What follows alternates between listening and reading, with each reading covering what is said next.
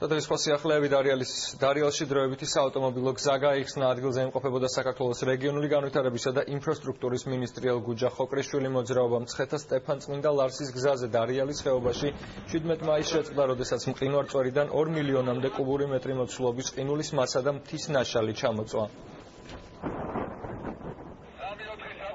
მასშტაბური სამუშაოები ჩატარდა. დღეს უკვე გახსნილი არის დროებითი გზა, სატრანზიტო მიმოსვლა აღდგენილი არის. თქვენ უკვე ნახეთ, რომ ათეულობით მანქანა უკვე გაიარა ეს მონაკვეთი. ერთი თვის განმავლობაში სამუშაოები კიდევ გაგრძელდება. ეს ჩამოტანილი მიწის ვაკისის მოსწორება ხდება, გატანა ხდება მანქანებით ხელში.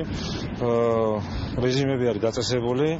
ყოველდღიურად სავარაუდოდ 1 საათით მოხდება შეკეთება ისევ გზის დაწეული გრუნტის შევსება და კიბეტების გაწმენდა.